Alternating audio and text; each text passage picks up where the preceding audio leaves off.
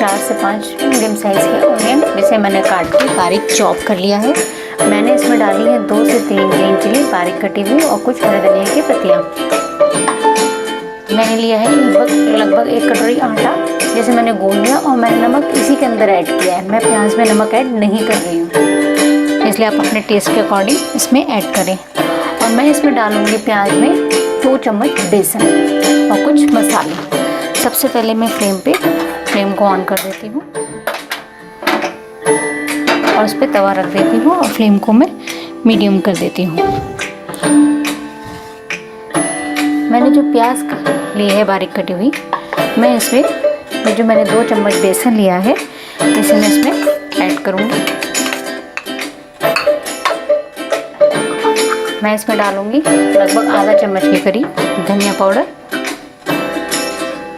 1/4 चम्मच red chilli powder, आप अपने टेस्ट के अकॉर्डिंग ऐड कर सकते हैं, 1/4 चम्मच अजवाइन और लगभग आधा चम्मच गरम मसाला पाउडर,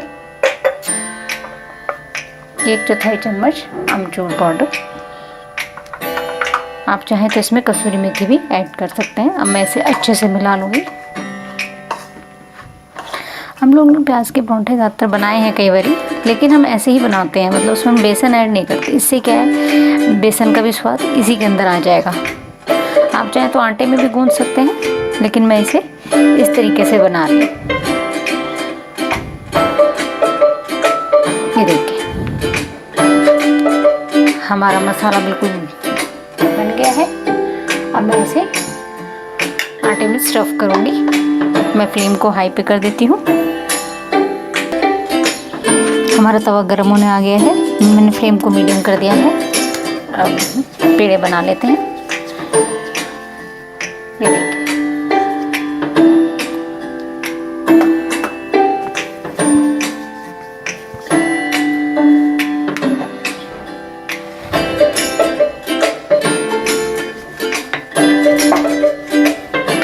आटे को ना मैंने ज़्यादा मोटा रखा हुआ है और ना ज़्यादा पतला, मैंने मीडियम साइज़ का आटा गूंदा है। ये देखिए हम लोग ज़्यादातर प्याज का मसाला डरते डरते बहुत कम भरते हैं ताकि हमारा पराठा फट ना जाए, लेकिन अगर आप इस तरह से बनाएंगे तो आपका पराठा बिल्कुल भी नहीं फटेगा। ये देखिए मैंने अच्छी खासी स्टफिंग की है इसमें। अब हम इसे अच्छी तरह से चारों तरफ से पैक कर लेंगे।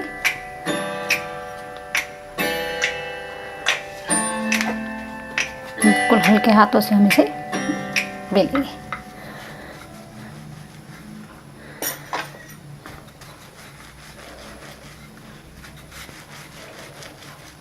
ये देखिए हमारा पराठा कितना गोल गोल बिल रहा है। और जो हमने प्याज भरी वो अच्छी अच्छी हल्की हल्की साइडों से। देखिए आप कभी भी इस तरीके से पराठा बनाइए अपना प्याज का, जितनी मर्ज़ी चाहे, आपको जितनी पसंद हो आप उतनी स्टफिंग कीजिए। आप पराठे को जैसे मर्ज़ी पतला मोटा बेल सकते हैं।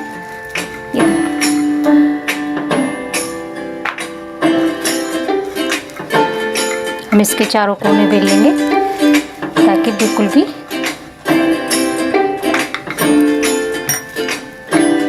मोटे मोटे ना रहे। ये देखिए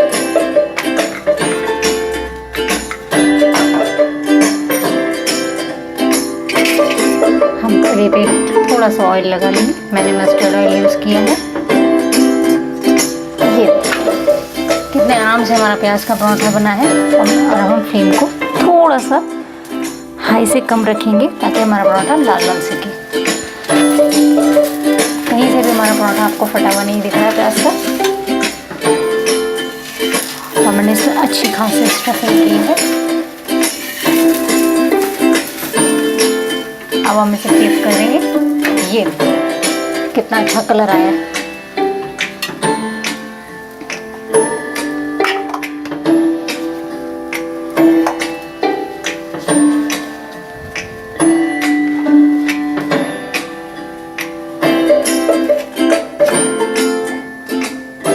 मैंने फ्लेम को थोड़ा सा मीडियम किया है।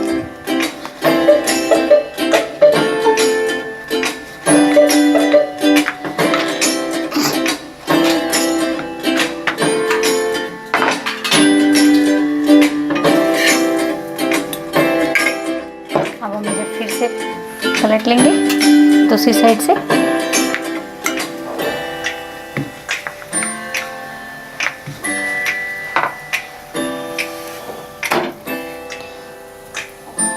मैंने फ्लेम को बिल्कुल मीडियम रखा हुआ है ताकि हमारा पराठा लाल लाल सेक सके।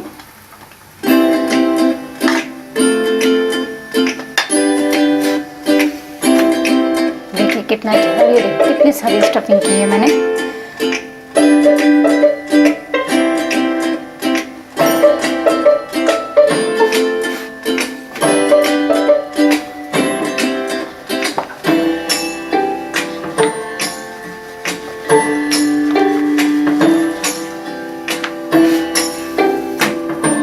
जैसे हमारा पराठा चारों तरफ से सिक जाएगा फिर हम इस पर दोनों साइड ऑयल लगाएंगे।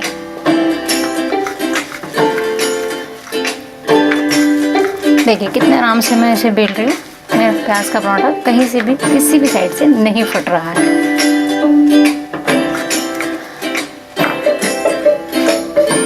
ये देखिए अब मैं इस पर ऑयल लगा लूँगी।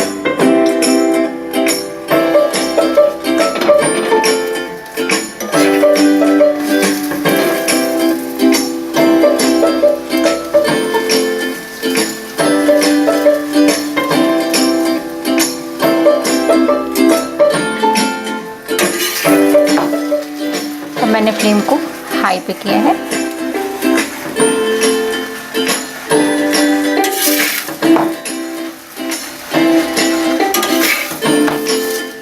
हमें इसी तरीके से बिल्कुल दोनों तरफ से इसे हल्के हल्के हाथों से प्रेस करना है ताकि हमारा पराठा चारों तरफ से सिक जाए। ये देखिए हमारा प्याज का पराठा बिल्कुल तैयार है। फुल करारा कलर, देखिए कितना अच्छा कलर आया है। इसी तरीके से मैं दूसरा पराठा भी सेक लूँगी। मैंने फ्लेम को फिर से लो पे कर दिया है।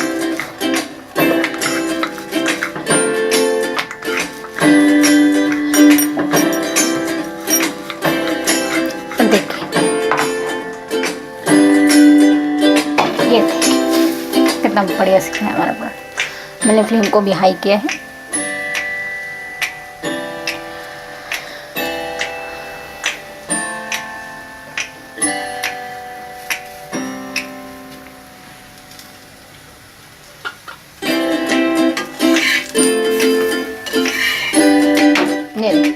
और मैंने एक जगह से पतला भी बेल लिया तब भी हमारा पराठा कहीं से भी नहीं फटा है। एकदम बढ़िया कलर आ रहा है इसमें।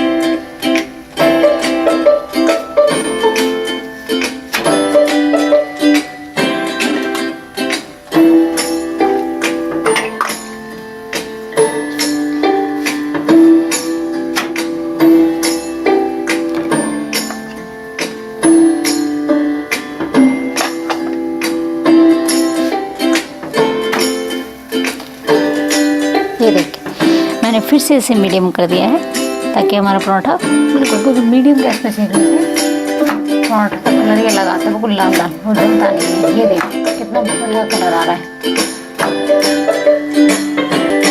इस पर भी हम ऑयल लगा लेंगे। हमारा पराठा दोनों साइड से सिक चुका है।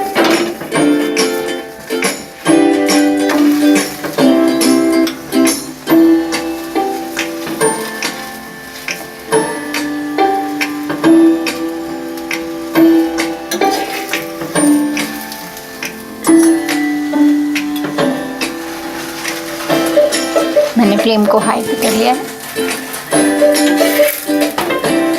देखिए कितना बढ़िया कलर आ रहा है।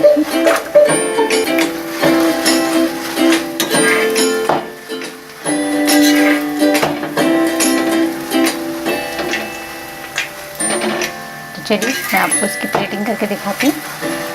हमारा पराठा बिल्कुल तैयार है।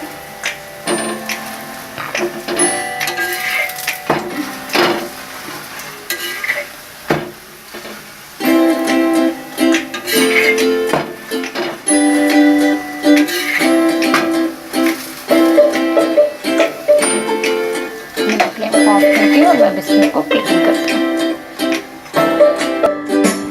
ये देखिए हमारा प्याज का पराठा सिककर बिल्कुल तैयार है, जो बिल्कुल भी नहीं फटा और उसमें स्टफिंग इतनी अच्छी हुई है और कितना लाल लाल सिका है। अगर आपको मेरी रेसिपी पसंद आए तो आप प्लीज़ इसे लाइक कीजिए, शेयर कीजिए, सब्सक्राइब कीजिए और कमेंट करना तो बिल्कुल भी ना भूलें। मैं मिलती हूँ आपको अपनी नेक्स्ट वीडियो में, तब तक के लिए बाय बाय।